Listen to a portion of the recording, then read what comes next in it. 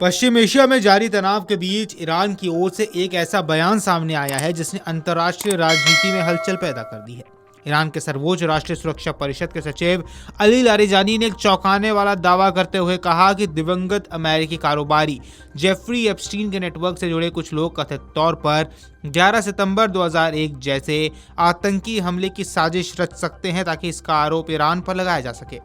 Larijani का यह बयान ऐसे समय पर आया है जब पहले से ही अमेरिका, इजराइल और ईरान के बीच तनाव अपने चरम पर पहुंचा हुआ है। अली लारिजानी का यह दावा सोशल मीडिया प्लेटफॉर्म एक्स पर एक पोस्ट के माध्यम से किया गया। अपने बयान में उन्होंने कहा कि उन्हें ऐसी सूचनाएं मिली हैं कि जेफरी एप्स्टीन के नेटवर्क से जुड़े कुछ लोग 9/11 जैसे बड़े आतंकी हमले की साजिश रचने की योजना बना रहे हैं। उनका कहना है कि एक कथित साजिश का उद्देश्य दुनिया के सामने ऐसा माहौल बनाना हो सकता है जिसमें इस हमले का दोष ईरान पर डाला जा सके। लारिजानी ने अपने पोस्ट में यह भी स्पष्ट किया है कि ईरान किसी प्रकार के आतंकवाद का कड़ा विरोध करता है और उसकी अमेरिकी जनता से कोई दुश्मनी नहीं है। ईरान के इस दावे ने अंतर्राष्ट्रीय स्तर पर कई सवाल खड़े कर दिए हैं।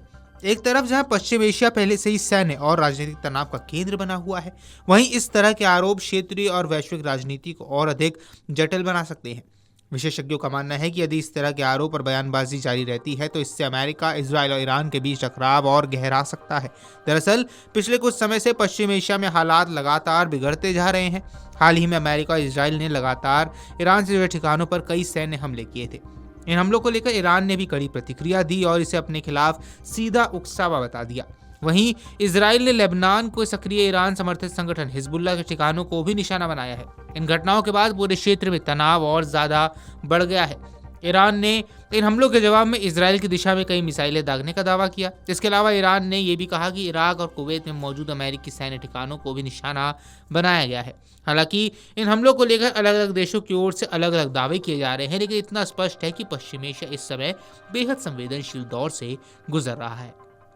ऐसे माहौल में ईरान के शीर्ष सुरक्षा अधिकारी का बयान और भी महत्वपूर्ण हो जाता है।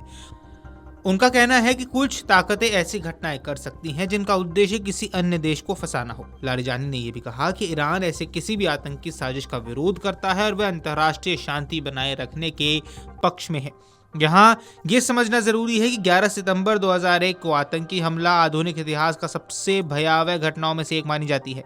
उस दिन अमेरिका में अलकायदा से जुड़े 19 आतंकियों ने 4 यात्री विमानों का अपहरण कर लिया था। इन विमानों का इस्तेमाल अमेरिका के प्रमुख ठिकानों पर हमले के लिए किया गया था। इनमें से 2 विमानों को न्यूयॉर्क स्थित वर्ल्ड ट्रेड सेंटर से जुड़वा इमारतों से टकरा दिया गया था। इन हमलों के बाद कुछ ही घंटों में दोनों विशाल टावर ढह गए, जिससे हजारों लोग मलबे में दब गए। तीसरा विमान अमेरिका के रक्षा मुख्यालय पेंटागन से टकरा गया था, जबकि चौथा विमान पेनिसिल्वेनिया में गिर गया।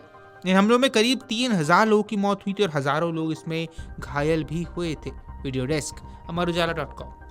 अगर आप ये वीडियो YouTube पर देख रहे हैं तो हमारे चैनल को सब्सक्राइब कर बेल आइकन दबाएं और Facebook पर देख रहे हैं तो हमारे पेज को लाइक करें।